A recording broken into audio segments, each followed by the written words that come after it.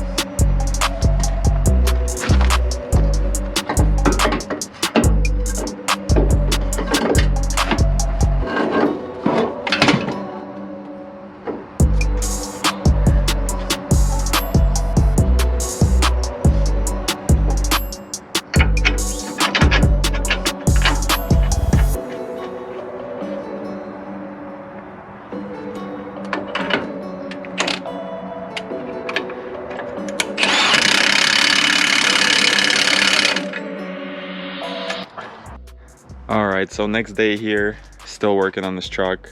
I ran out of time yesterday. It got dark within like a few minutes. I didn't even have a chance to clean up.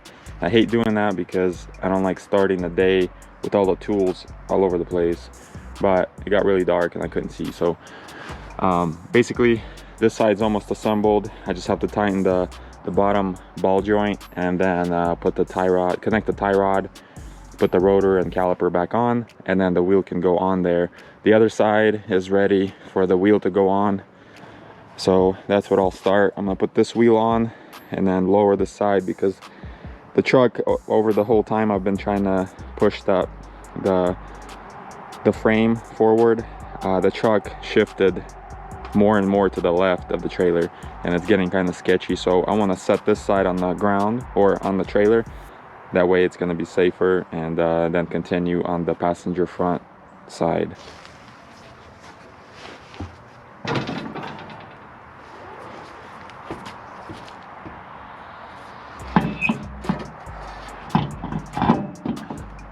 So I picked up a set of regular lug nuts from local discount tire. I know I could have got them online, but I didn't want to wait, and they keep these in stock. They're, you know, a solid nut. So I hate that they're so long. I might swap them out later for something different, but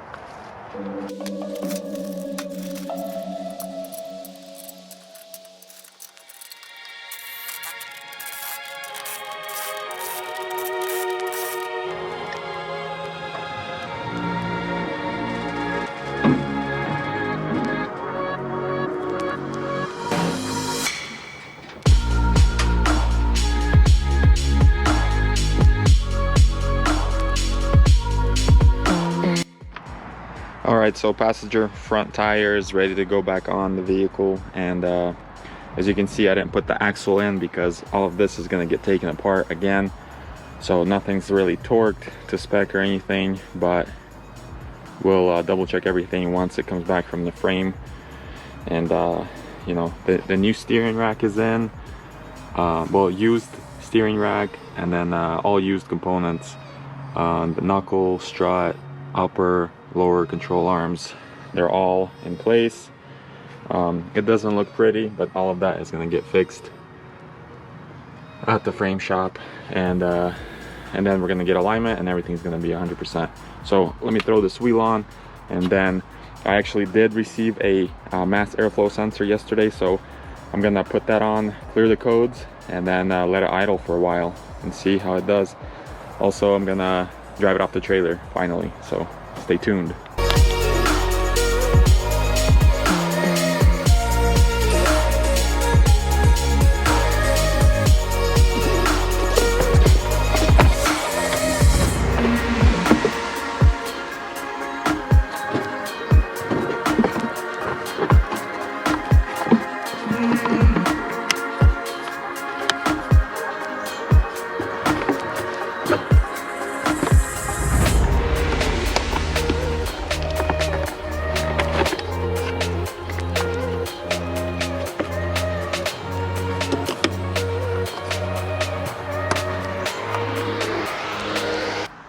Alright, so I got the mass airflow sensor installed.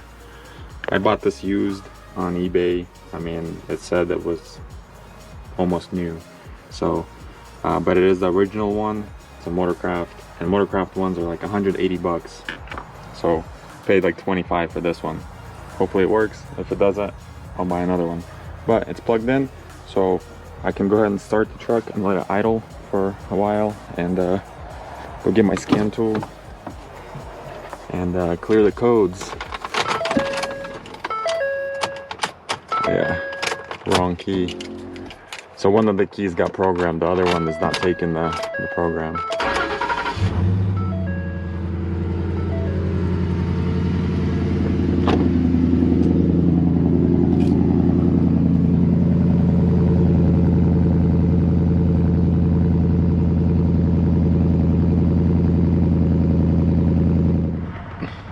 Alright, it's been running for a few minutes.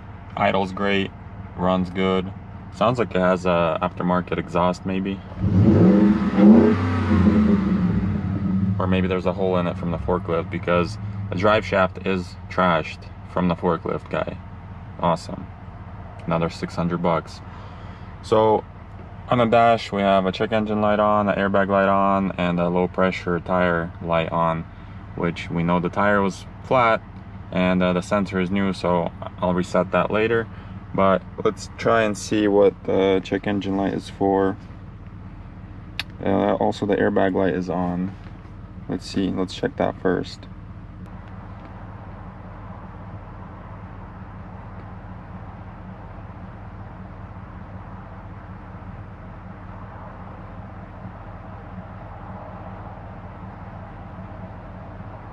Battery voltage, driver safety retractor deployed. Okay, so the driver's seatbelt is blown, missing communication.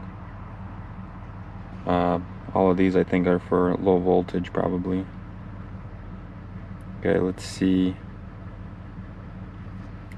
Let's check the PCM. There's tons of codes because this thing was missing a battery, and you know, it probably got jumped at the auction to light up the dash for the mileage and all that, so it's all confused. It doesn't know what's happening. So what I like to do is just clear everything and then see what comes back or what stays on, and then troubleshoot from there. But it looks like so far, as far as airbags, I need the passenger or driver seat belt, which I kind of knew that was blown.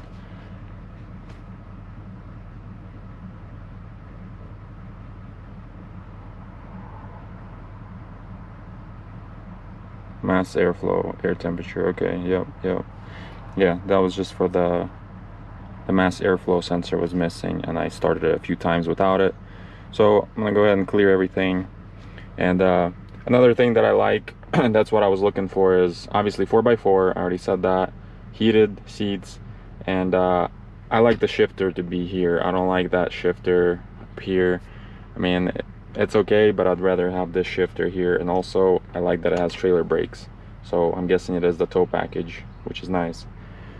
So looks like everything cleared except the airbag light and the TPMS light. I'll worry about that later. I want to get this thing on the road, so that's like one of the last things I'll do. And I'm not gonna get the seatbelt rebuilt. I'm just gonna buy a used one. Sometimes it's cheaper to buy a used one instead of getting it rebuilt, so I'll just see what the best option is. But for right now, I'm gonna clean up the tools, clean some of this trash out, and hook up the trailer to my van, pull it forward, and get this truck off the trailer finally.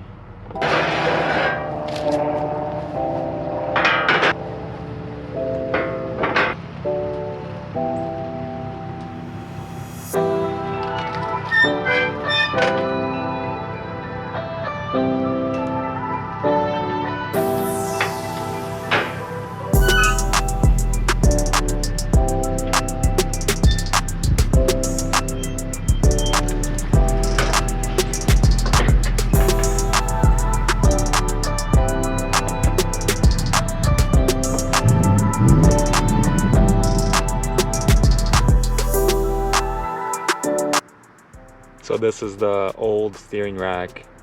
As you can see, it cracked in multiple places and the wires ripped inside. So it was a goner. But that's gonna be it for this video. Basically got it to run and drive. It got off the trailer under its own power, which is good. There's still a lot of work to do, and I'm still missing parts like this fender and front bumper cover, the upper and lower piece, still missing those. But these are all just the parts that were in the back of the truck, I guess, from the accident scene. They just piled everything in the back of the truck. So